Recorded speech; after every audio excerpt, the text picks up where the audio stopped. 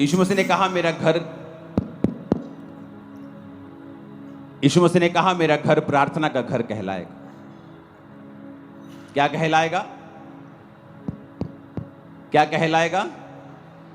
प्रार्थना का घर कहलाएगा। आप जब एक दूसरे के लिए प्रार्थना करेंगे, आप चर्च के लिए प्रार्थना करेंगे, आप खुद अपने कामों को होता हुआ देखेंगे। 25 मई तक हम दिन दिन के रोजे रखेंगे और प्रभु से कहेंगे कि जो काम आपने किया है उसे कंप्लीट कर दें। और उसके बाद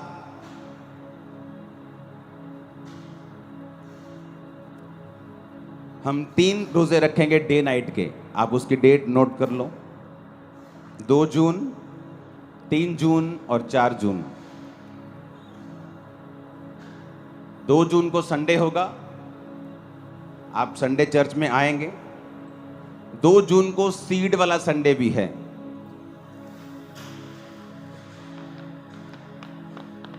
टेन टीम पीछे अगर धूप हुई और लोग धूप में बैठे अगले संडे से, तो मीटिंग के बाद मैं आपको धूप में खड़ा करूंगा 1 घंटा। आप देख रहे हो हॉल बन रहे हैं बाहर भी। ये सारे पिलर जो हैं वो हॉल के हैं और 2 महीने में ये रेडी हो जाएगा। वो अंदर वाला तो बहुत ज़बरदस्त एक चीज़ बन रही है, उसे टाइम लगता है, लेकिन ये वाला एक सिंपल हॉल है, जल्दी बन जाएगा। तो गर्मी का मसला ख़त्म हो जाएगा 2 महीने में। तो यहाँ पानी वाले पंखे वगैरह लग जाएंगे अंदर, वो सारा सिस्टम बन गया है, सब तैयारी है, सब ऑन है। इसका जो ये टेम्परेरी हॉल इतना कॉस्टली है, इसमें 600 टन लोहा लगा होगा। मतलब 5-6 करोड़ का सिर्फ इसमें लोहा लगा है। तो आपको सीड की डिमांड नहीं की गई क्योंकि चर्च अपना काम करती जा रही थी, लेकिन 2 जून को आपको सीड के साथ आना पड़ेगा। अब चर्च को धक्का लगाने का टाइम आ चुका है, तो आपको ये बात याद रखनी है प्रेयर्स में भी। 2 जून को आप अपने स्पेशल और बड़े सीड के साथ चर्च में आए। 2 जून, 3 जून और 4 जून, इसमें हम दिन और रात के रोजे रखेंगे। कितने लोगों ने आज तक डे नाइट के रोजे कभी नहीं रखे? हाथ खड़ा करो। कभी रखे ही नहीं? चलो, आपको समझ आ जाएगा कि फास्टिंग में कितनी पावर है और ये परमेश्वर ने खास मकसद के लिए बनाया है इसे। मुझे आज भी याद है कि 2004 में जब मैं परमेश्वर में आया, तो जिस ग्रुप में मैं संगति करता था, वो हर हफ्ते 3 दिन रात के रोजे रखते थे। एक हफ्ते में, हर एक हफ्ते में, सोमवार से लेके संडे से लेके सैटरडे तक, सोम से संडे तक 7 दिन में 3 रोजे दिन रात के। डे के तो होते ही थे ना, वो तो मिस ही नहीं होते थे, लेकिन दिन रात के भी होते थे। हर हफ्ते की मैं बात कर रहा हूं। मेरी लाइफ के जो पहला साल, दूसरा साल टोटल रोजों में निकला है, सिर्फ रोजों में निकला है। मैंने कम खाया होगा, रोजे ज्यादा रखे होंगे। मुझे ओवर रोजे रखने के कारण मेरे पेट में भी बहुत सारी प्रॉब्लम्स पैदा हो गई थी, लेकिन यीशु मसीह में की गई मेहनत कभी व्यर्थ नहीं जाती। तो परमेश्वर ने वो सारा कुछ कवर भी कर दिया, लेकिन जो सामर्थ्य का नींव, जो फाउंडेशन 2004 और 5 में पड़ी थी, उसका असर आज दुनिया देख रही। तो मेरा आपको ये पैगाम है कि आप लोग 2 जून को जब चर्च में आएंगे, तो आप रोज़ा रख के आएंगे डे नाइट का। मीटिंग ख़त्म होने के बाद फिर एक मीटिंग होगी संडे को, 2 जून की संडे को फिर एक मीटिंग होगी। जिन्होंने रोज़ा रखा होगा, लंगर लगेंगे, बाकी सब काम ऐसे चलता रहेगा। लेकिन मेरी विनती आपसे ये है कि उस दिन कुछ ना खाएं, चर्च में रहें। 3 को चर्च में रहें। अगर आपको जाना है तो 3 को फिर वापस आएं सोमवार, और शाम को फिर मीटिंग होगी, और 4 को फिर मीटिंग होगी शाम को। तो 3 दिन रात के रोज़े होंगे। हमें रोज़ों में रहना है, आने वाले दिनों में प्रेयर में रहना है। और मैं आपको बता सकता हूं, जब आप प्रार्थना में रहते हैं और रोज़ों में रहते हैं, रोज़े आपकी जो उपवास हैं वो आपकी जो शरीर की इच्छाएं हैं, आपका शरीर का जो आप पर शरीर क्यों कामयाब नहीं होते क्रिश्चियन? क्योंकि उनका शरीर भारी है उन पे। बाइबल का वचन इतना क्लियर और सख्त है और इतना शानदार है कि क्या कहने, मैं आपको बताता हूं। वचन कहता है कि एसाव याकूब 2 जुड़वा भाई थे। बड़ा कौन था? बड़ा कौन था? सिर्फ इसी स्पीकर से मेरे को आवाज आ रही है, वो भी ओवर। अपने पड़ोसी को बोलो, बड़ा कौन था? कौन था? और बाइबल कहती है एसाव जब आया तो अपने भाई को उसने दाल पकाते हुए देखा। कहता है दाल मुझे चाहिए। कहता है दाल तुझे दे दूंगा, लेकिन तू बड़ा है। जुड़वा थे पहले, वो आया था। कहता तू बड़ा है तो तू ऐसा कर, अपने बड़े होने का पद मुझे बेच दे। याकूब ने कहा तू बड़ा है तो अपना पद मुझे दे दे, मैं दाल तुझे दे दूंगा। और वचन कहता है कि एक बार के भोजन के बदले में उसने अपने बड़े होने के पद को बेच दिया। और जब आशीष पाने के लिए निकला अपने बाप से, क्योंकि बड़ों को ज्यादा आशीष मिलती थी पहलोठों को, तो लिखा वो आशीष पाने के योग्य नहीं ठहरा। आंसू बहाने पर भी, तौबा करने पर भी उसे कोई भी आशीष नहीं मिली। क्यों? क्योंकि उसने शरीर को फॉलो किया था।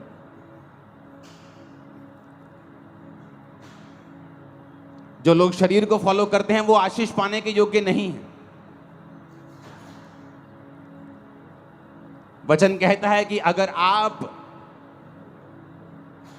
व्यभिचार में गिर गए, अगर आप पाप में गिर गए, अगर आप चोरी में गिर गए,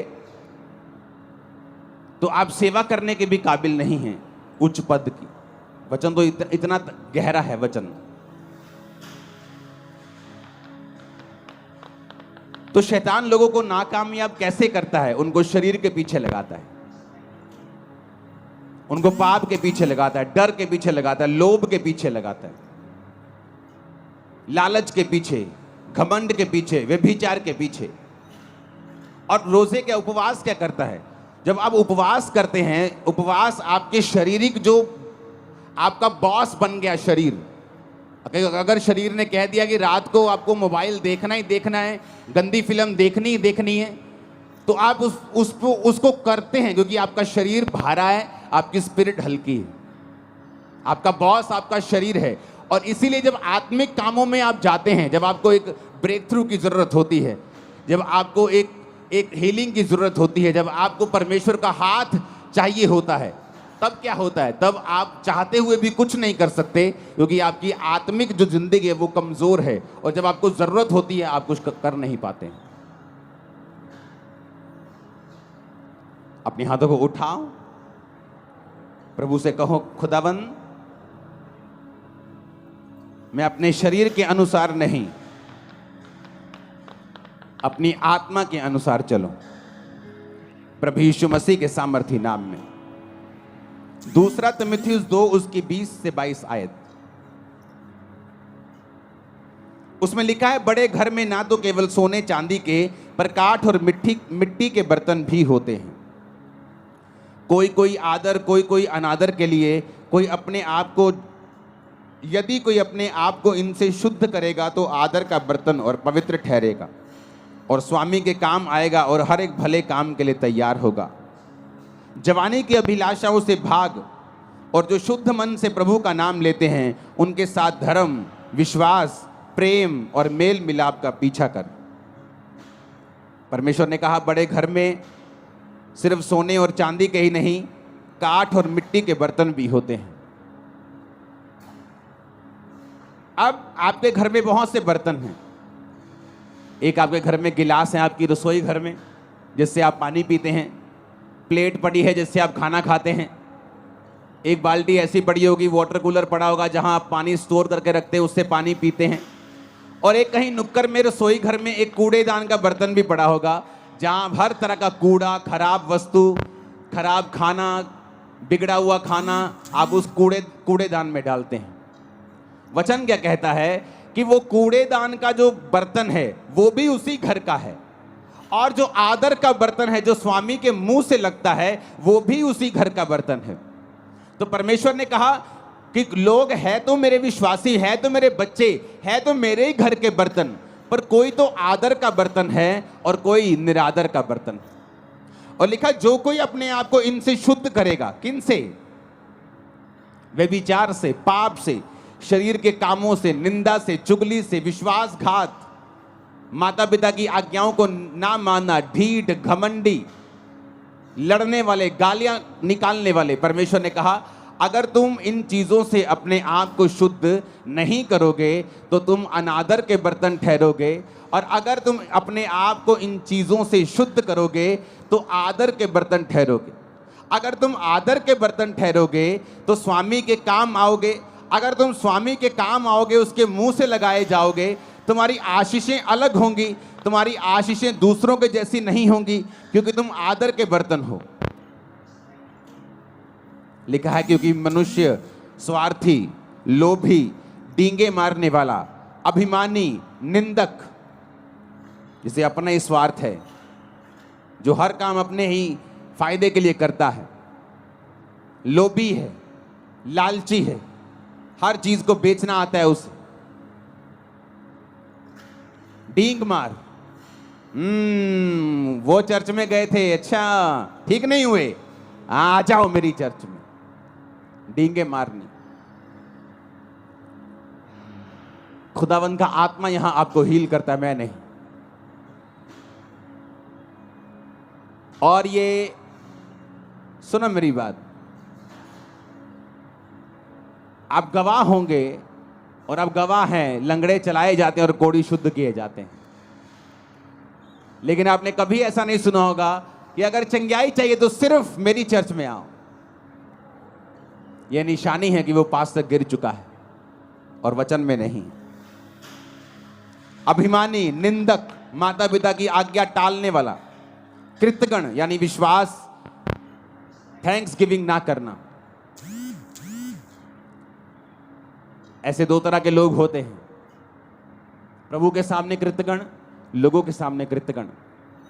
प्रभु जो मर्जी कर दे उसका थैंक्स नहीं करते, अगली डिमांड, उसके अगली डिमांड। जो प्रभु ने पीछे किया उसका कोई थैंक्स नहीं, अगली डिमांड, उससे अगली, उससे अगली, उनको कृतज्ञ बोलते हैं।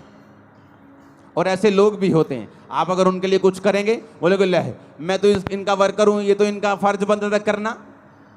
मैंने लाइफ में वर्कर देखे 30-30 साल से काम करते हुए, सेम सैलरी, धीरे धीरे सैलरी बढ़ रही है कछुए की चाल से, और कोई हेल्प नहीं की। मैंने देखे हैं वर्कर लोगों के घरों में काम करते, लोगों की जिंदगियों में काम करते हुए। तो उसने कहा जब तुम्हारी हेल्प हो, जब तुम्हें कुछ मिले तो उसका थैंक्स करो, वो इंसान हो या परमेश्वर। अपवित्र, दया रहित, क्षमा रहित, दोष लगाने वाला, असंयमी, कठोर, भले के बैरी, विश्वासघाती, ढीठ, घमंडी, प्रभु के नहीं सुख विलास के चाहने वाले, भक्ति का भेष धरेंगे पर शक्ति को ना मानेंगे, ऐसों से परे रहना।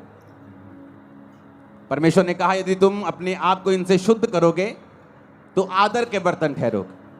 पौलुस को देखो, कई बार हम दुखों से निराश हो जाते हैं कि परमेश्वर ये दुख क्यों आया, ये दुख क्यों है। 2004, 5, 2006, 2007, 8, 9 तक, 10 तक मैं हमेशा परमेश्वर के सामने कंप्लेंट ही करता रहता था, खुदावन ये मेरी लाइफ में प्रॉब्लम क्यों नहीं जा रही, सेवा में आने के बाद भी ये दिक्कत क्यों नहीं खत्म हो रही, ये मेरी लाइफ से क्यों नहीं जा रहा, ये संघर्ष खत्म क्यों नहीं हो रहा।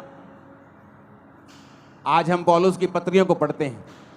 अगर हम पौलुस की पत्रियों को पढ़ते हैं, उन 13-12 जितनी भी 13 पत्रियां हैं, तो पौलुस की पत्रियों को पढ़ते पढ़ते हमें यह समझ आती है कि पौलुस ने अपनी 13 पत्रियों में एक ही बात की है, तुम्हारे कैरेक्टर को किस तरह से मजबूत रखना है, क्योंकि शैतान तुम्हारे कैरेक्टर को खत्म करके ही तुम्हारी लाइफ में काम करता है। और पौलुस ने कहां से ये पत्रियां लिखी हैं? जेल में से। जेल कैसे गया? सुसमाचार के लिए, अपने पाप के लिए जेल नहीं गया। वो लोग अपने पापों के लिए जेल जाते और बोलते कि मैं प्रभु के लिए जा रहा हूं, लेकिन बाइबल कहती है वो खुदाबंद के कामों के लिए लोग उससे जेलसी करते थे। वो जेल में गया। जेल में गया तो एक आम इंसान सोच सकता है कि अगर ये परमेश्वर का दास है तो फिर जेल में क्यों गया, फिर प्रभु इसको बाहर क्यों नहीं निकालता। लेकिन वचन में क्या लिखा है? वचन में लिखा है कि जब वो जेल में गया तो वो सारी पत्रियां उसने जेल के अंदर से लिखी। प्रभु को मालूम था पतरस की इतनी पत्रियां क्यों नहीं। क्यों, मैं बताता हूं, क्योंकि पतरस बाहर से विकाई में था और हर टाइम बिजी रहता था। कभी वहां कभी वहां कभी वहां मीटिंग है, कभी वो विश्वासियों के पास, कभी उस कलीसिया के पास। उसकी केवल 2 पत्रियां बाइबल में है, पहला पतरस और दूसरा पतरस। अब जब सेवकाई में कोई तो चाहिए जो इस लेवल का हो, जो पतरस के लेवल का हो, जो यूहन्ना के, याकूब के लेवल का हो, उसी की पत्रियां काम आएंगी। छोटे लेवल का कोई लिखेगा तो उसकी पत्रियों में वो बात नहीं होगी, वो पवित्र आत्मा की भरपूरी नहीं होगी। तो परमेश्वर जानता है कि पौलुस एक ऐसा जन है जो उस लेवल का प्रेरित है। और वचन क्या कहता है? वो जेल में गया और उसने पत्रियां को लिखा। परमेश्वर का उसको जेल में डालने का रीजन ये था कि आने वाले समय में इतनी सेवकाई का असर पतरस का नहीं हुआ जितना पौलुस का हुआ। आज हम किसकी पत्रियों को पढ़ के अपने कैरेक्टर को सही रखते हैं? पौलुस की पत्रियों को पढ़ के, हाँ या ना? पौलुस की पत्रियां पढ़ते हैं। आप तिमुथियुस पढ़ो, जहां उसने लिखा है अपने स्पिरिचुअल सन को। उसने कहा मैं अपने आत्मिक पुत्र तिमुथियुस को लिखता हूं, ये करना है, ये करना है, ये करना है। दूसरा तिमुथियुस कैरेक्टर के बारे में, कुलस्सियों कैरेक्टर के बारे में, थिस्सलुनीकियों कैरेक्टर के बारे में, तीतुस की पत्री, फिलेमोन की पत्री। अगर आप इन पत्रियों को पढ़ेंगे आपको कैरेक्टर नजर आएगा कि पौलुस ने कैरेक्टर के विषय में बहुत सी बातें की। हालेलुया। लेकिन कैसे की? बाइबल कहती है हर एक चीज मिलकर भलाई को पैदा करती है जो प्रभु यीशु से प्यार करते हैं। उसने अपने आप को पवित्र रखा, फास्टिंग में रखा, प्रेयर में रखा और जेल से पत्रियां लिखी जो आज तक हम पढ़ के आशीष पा रहे हैं। अपने हाथों को उठाओ, बोलो हर एक दुख के लिए जो खुदा की मर्जी से आया, मैं खुदा का थैंक्स करता हूं। ऊंची आवाज में बात करो।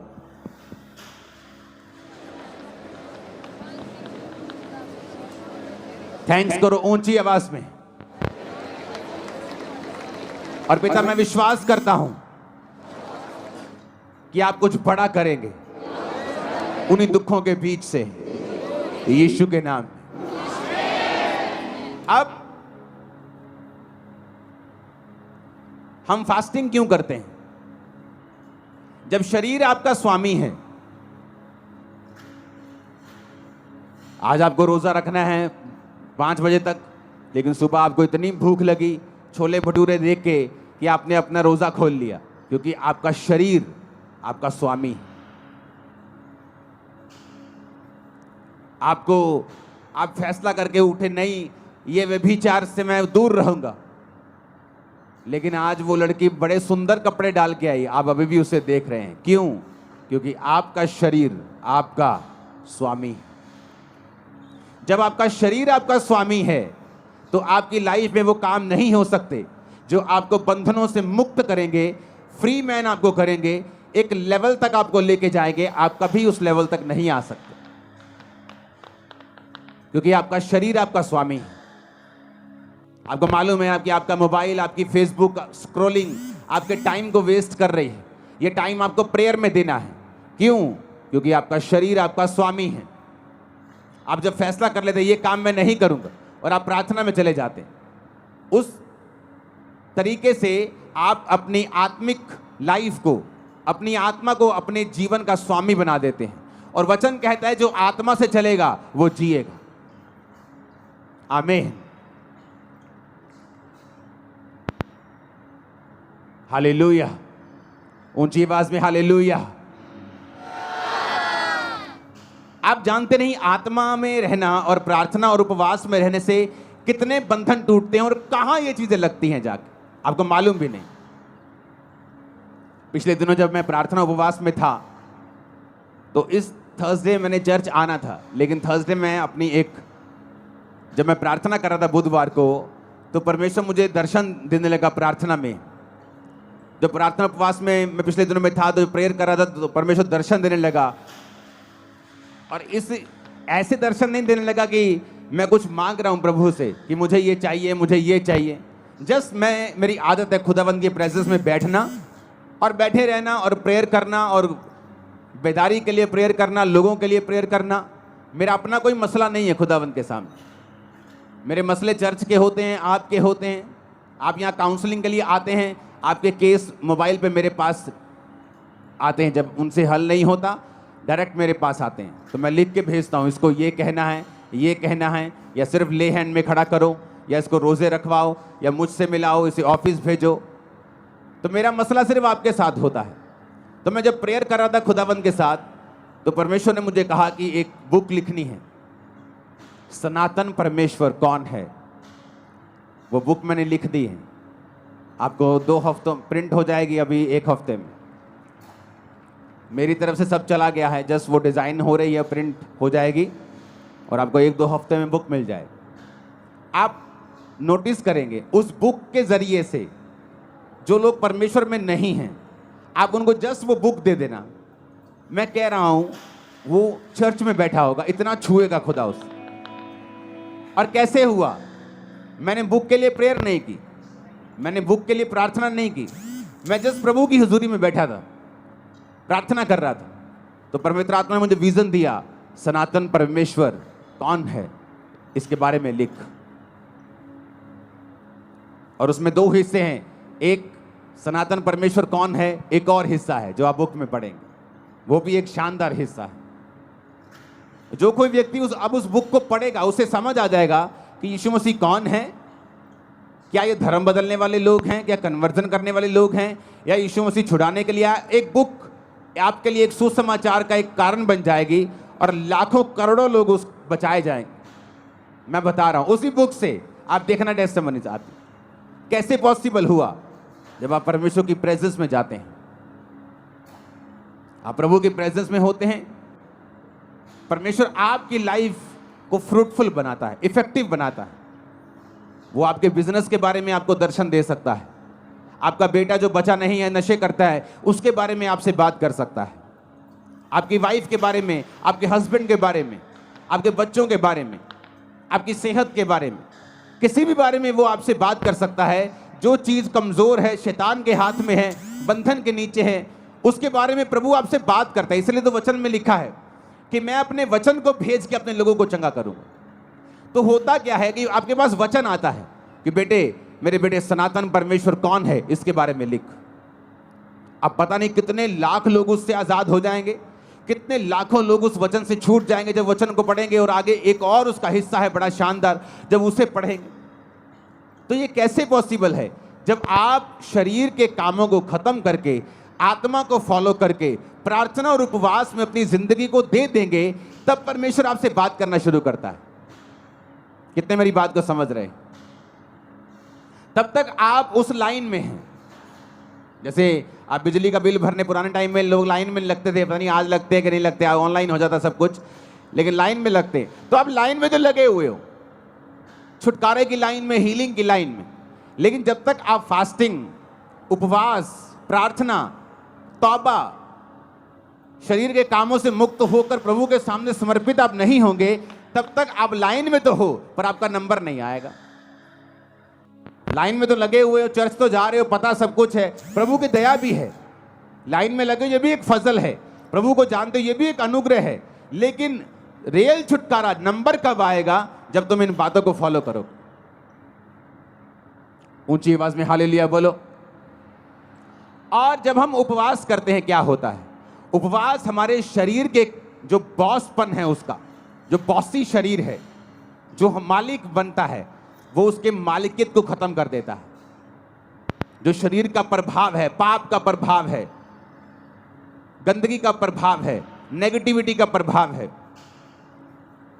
मुझे आज भी याद है 2004 में जब मैं परमेश्वर में आया था, तो शैतान मेरे पे अटैक करता था बहुत।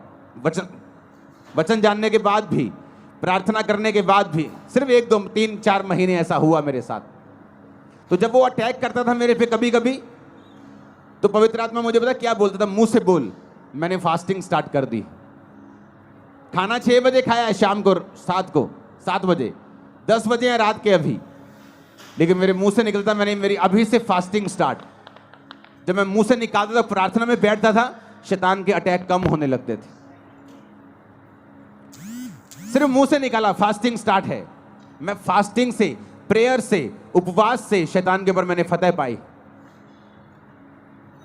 जब आप फास्टिंग करते हैं, आपका जो शरीर बॉस है, उसकी जो मालिकियत है, बॉसीपन है, वो खत्म होता है।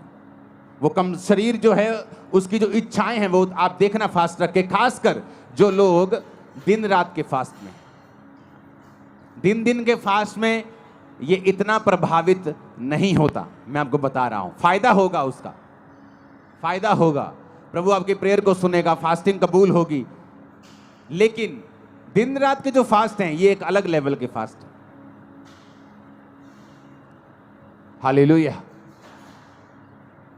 तो जब दिन रात के फास्ट हम रखते हैं, तो आपके शरीर के अंदर से जो कब्जा किया हुआ है शैतान ने, जो बंधन है, जो बॉन्डेजेस हैं, पाप के प्रति आपका खिंचाव है, प्रभावित है आप उससे, आप कंट्रोल नहीं कर पा रहे हैं, आप दिन रात के फास्टिंग में चले जाएं। आप देखें आपकी आत्मा कैसे आपका बॉस बनती। इसलिए वचन में क्या लिखा है, जब तुम शरीर के अनुसार चलोगे तो मरोगे। कौन सी मौत के बारे में बात कर रहा है वो शारीरिक मौत की बात नहीं कर रहा है इसमें। वो एक ऐसी मौत की बात कर रहा है जो आज सब घरानों में काम करती है। हस्बैंड वाइफ तो हैं, लेकिन मैरिड लाइफ मरी हुई है। नाम से तो ठेकेदार है, पर बिजनेस मरा हुआ है। क्योंकि वचन कहता है जब तुम शरीर के अनुसार चलोगे तो मरोगे, पर अगर कहता आत्मा के अनुसार चलोगे तो जियोगे। हालेलुया। कि नाम से तो पास्टर हैं, पर सेवकाई मरी हुई है। कोई रिजल्ट नहीं, कोई उत्साह नहीं लोगों में, कोई अधीनगी नहीं, कोई लाइफ नहीं, कोई बोना नहीं, कोई प्रेयर नहीं। क्यों? आपको शरीर के ऊपर पास्टर को फतह पानी पड़ेगी, उसको पाप के ऊपर फतह पानी पड़ेगी, फिर वो लोगों को लीड कर सकता है। हालेलुया। आप जब फास्टिंग करेंगे, आपके शरीर के अंदर से वो जो पाप का प्रभाव है, जो हैवीपन है, जो अट्रैक्शन है, जो लालसा है, जो तलब है, वो खत्म होती है। आपकी आत्मा आपका बॉस बनती जाती है। और एक दिन में नहीं, या एक साल में, 6 महीने में नहीं होता, ये कॉन्टिन्यू एक प्रोसेस है। जिस तरह मौसम बदलते हैं, गर्मी आती है, सर्दी आती है, बारिश आती है, आपकी आत्मा के जीवन में भी कई बार विश्वास में आप टॉप पे होते हैं, कई बार शैतान आपके विश्वास को हिला रहा होता है, मौसम आते हैं।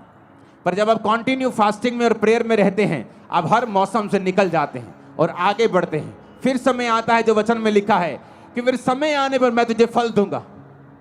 समय आने पर तू फल लेके आएगा। जिस तरह वचन में लिखा है भजन संहिता 1 में कि समय आने के ऊपर तेरे पत्ते तो हरे रहेंगे क्योंकि तू नदियों के किनारे लगा हुआ है, लेकिन समय आने पर फिर फल भी आएगा, गवाहियां भी आएंगी। आमीन। ऊंचे वाला चाहिए चर्च, ऊंची आवाज में आमीन बोलो। हालेलुया। ऊंची आवाज में हालेलुया बोलो। अपने पड़ोसी को बोलो, जो कोई अपने आप को इनसे शुद्ध करेगा वो आदर का बर्तन ठहरेगा और स्वामी के काम आएगा और हर एक भले काम के लिए तैयार होगा। आमीन। ऊंची आवाज में आमीन बोलो। Hallelujah, hallelujah.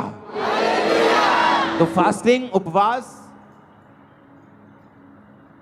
मसीही जिंदगी एक डिसिप्लिन वाली जिंदगी है। अगर आप मसीही हैं और आपकी लाइफ में डिसिप्लिन नहीं है, तो एक्चुअल में आप डिसाइपल नहीं, आप चेले नहीं। ये कहीं और होता होगा कि आप जाएं, जो मर्जी करें, जो मर्जी खाएं, जो मर्जी पिएं।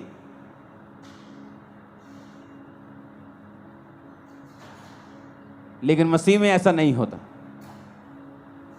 यीशु मसीह ने कहा अगर तू इनसे अपने आप को शुद्ध करेगा तो स्वामी के काम आएगा, आदर का बर्तन ठहरेगा। क्योंकि बड़े घर में आदर के बर्तन भी होते हैं और निरादर के बर्तन भी होते हैं। तू देख अपने आप को परमेश्वर के घर का आदर का बर्तन ठहराना चाहता है या निरादर का बर्तन ठहराना चाहता है। हालेलुया। बड़े घरों में आपने सोने के बर्तन देखे होंगे। ये जी बोन चाइना का सेट लेके आए हैं जी 15,000 का। कभी कूड़ेदान लेके आए हो 20,000 का? 25 कूड़ेदान लेके आए हो कभी? 1 लाख रुपए का कूड़ेदान लेके आए हैं जी। सोने के इसमें ओरिजिनल 24 कैरेट गोल्ड का उसमें लाइनें लगी हुई हैं। आप कभी नहीं करो। आप कूड़ेदान लेके आओगे, बस मजबूत सा दे दो जी, कूड़ा डाले तो टूटे नहीं। लेकिन बर्तन लेके आओगे शानदार, जिससे पीने हैं, जिससे खाना है। काम हमारे निरादर के बर्तन वाले हैं, और प्रभु से हम कहते हैं कि हमें आदर क्यों नहीं मिल रहा, मेरा बच्चा मेरा आदर क्यों नहीं करता। तुम प्रभु का आदर नहीं करते, लोग तुम्हारा आदर नहीं करते। मेरी फैमिली मेरे अधीन नहीं है जी, तुम परमेश्वर के अधीन नहीं हो, इसलिए तुम्हारा परिवार तुम्हारे अधीन नहीं। मेरा पति मेरी बात नहीं सुनता, तुम प्रभु की बात नहीं सुनती, इसलिए तुम्हारा पति तुम्हारी बात नहीं सुनता। सब कुछ जुड़ा हुआ है। तुम आत्मा में कामयाब हो जाओ, शरीर में कामयाबी तुम्हारे पीछे पड़ के मिले, तुम्हें मिलेगी, बाइबल कहती है। आत्मा में कामयाब हो जाओ, शरीर में कभी भी फेल नहीं हो सकते तुम लोग, कभी भी, नेवर। वो लाइन चेंज कर देगा तुम्हारी, लेकिन फेल नहीं होने देगा। हालेलुया। मसीह जिंदगी डिसिप्लिन वाली जिंदगी है। मसीह में आके भी डिसिप्लिन नहीं है। अगर उन्हीं चौकों में खड़े होकर लड़कियों को छेड़ना है, अगर वैसे ही काम करने, वैसे ही मोबाइल चलाने, उन्हीं ब्लॉगर्स की तरह वैसे ही ब्लॉग बनाने और गालियां निकालनी है, अपने आप को क्रिश्चियन बोलना छोड़ दो। तुम उन लोगों की तरह नहीं हो। हालेलुया। जो लोग सुनते हैं संसारिक और शारीरिक गाने, मैंने क्रिश्चियन लोगों की शादियों में बजते हुए देखे हैं गाने, शराब के गाने, कोट कोट पिला दे, शराब के गाने क्रिश्चियन लोगों की शादियों में। इमेजिन करो कैसी बरकत परमेश्वर देगा उन्हें। सोचो, जहां बरकत होनी चाहिए, जहां प्रभु की प्रेजेंस होनी चाहिए कि एक जोड़ा सदा के लिए मिल रहा है, वहां पे खुदा की अगर प्रेजेंस होगी तो उनकी लाइफ में बरकत आएगी, और वहां शैतान की प्रेजेंस होती है। आप किस चीज से सुनते हैं बताओ? उस अंग का नाम क्या है? बोलो। कान से? कहां है कान? ये कान नहीं, इससे नहीं सुनते आप, मालूम है कि नहीं? मेरा क्लोजअप दिखाओ जरा। आप इससे नहीं सुनते हैं। ये जो कान है, इससे सुनते हो आप? नहीं, इसके अंदर एयर ड्रम, इसके अंदर कान का एक पर्दा है, उससे सुनते हो आप। इससे थोड़ी सुनते हो। ये तो एक मांस का टुकड़ा है। पहलवान देखे कभी ओलंपिक वाले?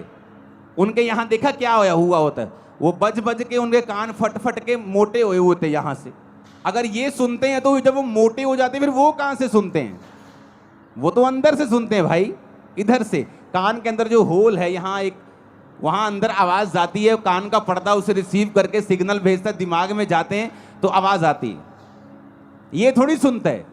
फिर ये बनाया क्यों है? बात तो ये है, प्रभु ने कोई चीज फालतू में तो बनाई नहीं है। अगर मैं इसे हटा दूं, आप कई लोगों का देखोगे एक्सीडेंट में कान उखड़ जाता है, उनके कान होता ही नहीं है, फिर भी वो सुनते हैं। लेकिन परमेश्वर ने बनाया क्यों है फिर ये कान? अगर आप ध्यान से देखें एक पिक्चर में, कान और स्त्री का गर्भ दोनों सेम शेप के होते हैं। इधर लेफ्ट साइड पे स्त्री का गर्भ है, यूट्रस है, जहां बच्चा होता है। बच्चा और कान दोनों सेम शेप के होते हैं। दूसरी फोटो भी है आपके पास। कान और बच्चा और स्त्री का गर्भ, पिछली फोटो दिखाओ, दोनों सेम शेप के होते हैं। परमेश्वर ने जब कान अंदर बनाया तो परमेश्वर चाहता था कि इंसान जो है इस बात को समझे कि मैंने कान का बाहरी हिस्सा वो ऐसे भी छोड़ सकता था, यहां फ्लावर बना सकता था ऐसे सुंदर करने के लिए, लेकिन उसने गर्भ की शेप को लिया और तुम्हारे कान पे चिपका दिया। क्यों? क्योंकि परमेश्वर ने तुम्हें बहुत केयरफुली डिसाइड करने के लिए बोला है कि तुम अपनी लाइफ में क्या सुनोगे और क्या नहीं सुनोगे। क्यों? जब औरत के गर्भ में बीज जाता है तो वो बच्चा पैदा करता है। और जब परमेश्वर ने कहा तुम्हारा कान जो गर्भ की शेप का है, जब इसके अंदर बीज जाएगा, वो चाहे अच्छा बीज हो चाहे बुरा बीज हो। एक चोर का जब शादी होता है तो उसके भी बच्चा होता है। एक जादू टोना तांत्रिक, एक बंदों को मारने वाला एक कातल, जब वो भी शादी करता है तो बच्चा पैदा होता है। एक धर्मी जब शादी करता है तो भी बच्चा पैदा होता है। तो बच्चा अच्छा है या बुरा है, ये निर्भर करता है कि कौन उसे पैदा कर रहा है। परमेश्वर ने तुम्हारे कान को गर्भ के जैसा इसलिए बनाया है कि परमेश्वर कहता है कि कान के अंदर क्या डलेगा, अच्छा या बुरा, ये तुम डिसाइड करोगे। जैसा तुम डालोगे तुम्हारी जिंदगी का फल वैसा ही होगा, अच्छा या बुरा। अब तुमने गाने डालने हैं, शराब के गाने डालने हैं, वो गाने डालने जिससे बीपी बढ़ जाता है, तुम शारीरिक जोश में आ जाते हो, वड देंगे, टोक देंगे, तुम्हारा वो भला करने वाले नहीं। मैं खड़दा, मैं जानदा, मैं आंदा, वो तुम्हारा भला करने वाले नहीं। इसलिए प्रभु ने कहा ध्यान से देखो कि क्या सुनते हो। जब मैं चर्च में से वापस आया करता था तो मेरी आदत थी हिंदी गाने सुनने की, तो हिंदी गाने में सुनता था। और एक दिन पवित्र आत्मा ने मुझे प्रेरित किया, तो मैंने अपने भाई से, क्रिश्चियन भाई से पूछा, मैंने कहा क्या बेनीहीन गाने सुनता है? जैसे मैं हिंदी गाने सुनता हूँ, बेनीहीन भी इंग्लिश गाने सुनता है फिल्मों के? कहता नहीं यार, वो नहीं सुनता होगा। मैंने कहा अगर वो नहीं सुनता होगा तो मुझे भी नहीं सुनने चाहिए। अगर मुझे प्रभु में बढ़ना है तो हिंदी गाने सुनता हूं तो मुझे मेरे अंदर वही फीलिंग्स आती हैं। तो अगर वो भी फीलिंग्स आएंगी, चर्च जब मैं जाके सॉन्ग प्रभु का सुनता हूं तो वो आत्मा वाली फीलिंग आती है। तो मैं अपने शरीर को दो चीज़ों से भर नहीं सकता हूं। एक ही सोते से खारा और मीठा दोनों पानी तो नहीं निकल सकते, तो चुनाव करना पड़ेगा। उस दिन से कैसेट्स होती थी, तब सारी फेंक दी थी, कोई गाना नहीं सुनना। और पवित्र आत्मा कैसे भरता है? जब मैं सॉन्ग सुनता था, ये सुखविंदर साथ होता था सॉन्ग 2004 से ही 5 से ही, जब गीत गाते थे, सॉन्ग सुनते थे, तो वो सॉन्ग सारा हफ्ता दिमाग में बजता था जब तक अगली मीटिंग नहीं आती थी। 3-4 दिन वो सॉन्ग बज ही जाना आत्मा में, जब तक कोई और सॉन्ग नहीं सुन लेना। तो उस वजह से पवित्र आत्मा से हम भरपूर रहते थे, सब लोग जितने इस नियम के ऊपर चलते थे। तो परमेश्वर ने कान क्यों बनाया, उस फोटो को देखेंगे। परमेश्वर ने कान गर्भ के जैसा क्यों दिया है, जबकि जो सुनने वाली चीज है वो तो अंदर है। कान का पर्दा तो अंदर है। लोग बोलते जी मेरे थप्पड़ मारा किसी ने, कान का पर्दा फट गया, अब सुनता नहीं। अगर इस कान से सुना जाता तो ये फटता तो कान नहीं सुनता, पर अंदर का पर्दा फटता है तो कान नहीं सुनता। क्योंकि ये परमेश्वर ने गर्भ के जैसा बनाया है, ताकि जो कुछ तुम अंदर लोगे, गाने, गालियां, सांसारिक चीजें, किस दोस्त के साथ आप बैठ रहे हो, ऐसा दोस्त जो आपके साथ जब बैठता है, जब आप उठते हैं तो आपका विश्वास कम हुआ होता है, वो आपके अंदर नेगेटिव चीजें डालता है। ओ ठीक है चर्च, ओ कदी कदी चल जाया कर, और लोगों ने भी बना के रखनी है, ओ ले एक चर्च है जी सारे लोगों को वखरा ही कर देती है, और आप थोड़ी आप क्या सुनते हैं मायने रखता है। आप अगर नेगेटिव सुनेंगे और उस नेगेटिव को कैंसिल नहीं करेंगे, आपने मान लिया कुछ नेगेटिव सुना और आपको मालूम नहीं है कि उसे कैंसिल करना है, उसे रिजेक्ट करना है, ऐसे लोगों के पास नेक्स्ट टाइम मत बैठें जहां बैठने पर आपका विश्वास कमजोर होता है। अगर वो रिश्तेदार है, त्याग दें कुछ सालों के लिए, उसे कुछ महीनों के लिए त्याग दें। वो दोस्त जो मैंने 2007-8 में त्याग दिए, 15-16 साल बाद मुझे मिलते हैं आज, लेकिन आज मेरी बातों का असर उन पे होता है, उनकी बातों का असर मेरे पे नहीं होता। क्यों? एक समय था अगर क्रिश्चियन होने के बाद भी अगर मैं उनके साथ रहता तो हो सकता उनकी बातों का असर मुझ पे होता। जब मैंने अपनी 10th को कंप्लीट किया था तो मेरे कई नए दोस्त स्कूल से बाहर बने थे, और उसमें से एक दोस्त मेरा ऐसा था जिसका मेरे ऊपर बहुत प्रभाव था। मोस्टली मेरा प्रभाव मेरी टीम पर, मेरे लोगों पर होता था, लेकिन एक दोस्त ऐसा था जिसका प्रभाव मुझ पे होता था, जो मुझे प्रभावी लगता था। अगर वो मेरी लाइफ में होता क्रिश्चियन बनने के दौरान, मैं आपको बता देता हूं, अगर वो मुझसे कहता तो हो सकता मेरा विश्वास वो ना होता, क्योंकि मसीह में आने के बाद बहुत सी दिक्कतें मुझे हुई। मेरी फैमिली ने मुझे त्यागा, छोड़ा, लोगों ने मुझे डांटा, रिश्तेदारों ने मेरी डांट लगाई, मुझे मेंटली बहुत सा डिस्टर्बेंस पैदा करने की मेरी लाइफ में कोशिश हुई। शैतान ने डिस्टर्ब अलग किया, बीमारियों ने अलग किया, लोगों ने अलग किया। पर मसीह में आने के कुछ महीने पहले ही वो दोस्त को परमेश्वर ने मेरी लाइफ से दूर कर दिया था। और अब तब मुझे मालूम हुआ कि इतनी स्टूपिड सी चीज के ऊपर हम कभी भी अलग नहीं हो सकते थे, लेकिन हम हुए। लेकिन कुछ साल पहले हमारा फिर मेल मिलाप हुआ। आज मेरी बातों का असर उस पर होता है, उसकी एक भी बात का असर मेरे पे नहीं होता। टाइम होता है, एक समय होता है, खुदावंद आपकी बोलता है सहेली छोड़ दे मेरी बेटी, अपने दोस्त को मेरे बेटे छोड़ दे, अपने इस रिश्तेदार को छोड़ दे, कुछ साल के लिए अलग हो जा, अपनी लाइफ बना, अपना कैरियर बना। अरे यूपीएससी एग्जाम में भी, संसारिक सफलता लेने के लिए भी बच्चे जो हैं कुछ देर के लिए अलग हो जाते हैं। माता पिता अपने शहर को छोड़ के बच्चों के साथ दिल्ली चले जाते हैं एग्जाम की तैयारी करने के लिए। एक संसारिक आदमी को मालूम है संसारिक दृष्टि में कामयाब होने के लिए हमें त्याग करना पड़ेगा, और आत्मिक लोग इतने मूर्ख और इतने अंधे और इतने बहरे और गूंगे हैं कि वो त्याग करने के लिए बिल्कुल तैयार नहीं। उन्हें लगता है कोई त्याग करने की जरूरत नहीं, घर में बार बनाओ कोई प्रॉब्लम नहीं, घर में शराब पियो कोई प्रॉब्लम नहीं, कैसी भी संगति करो कोई प्रॉब्लम नहीं, कहीं भी जाओ कोई प्रॉब्लम नहीं, चर्च भी जाओ उधर भी जाओ, जब उनका प्रोग्राम आता है उस धर्म का आता है उधर भी जाओ, सब जगह जाओ।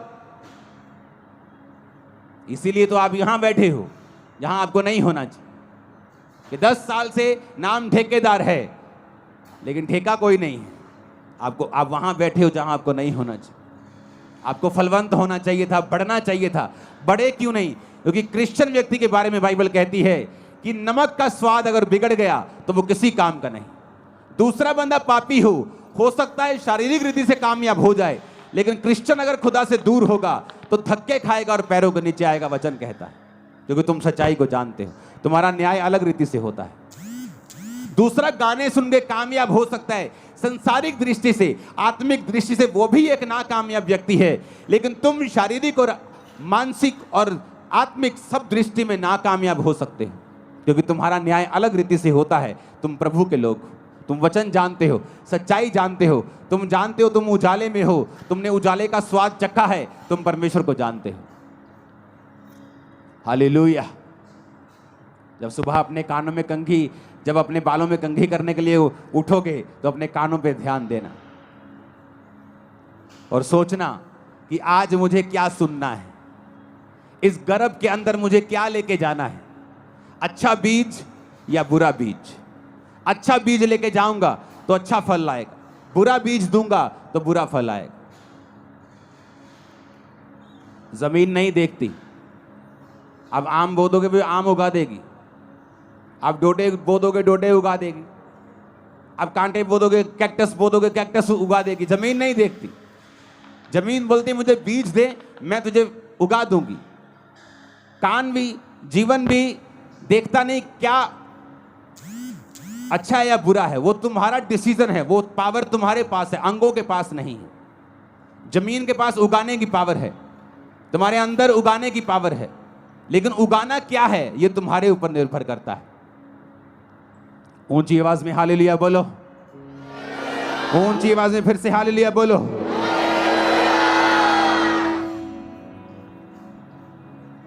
इसलिए बाइबल कहती अवसर को बहुमूल्य समझो और देखो तुम्हारे अंदर क्या जाना चाहिए, अच्छा या बुरा।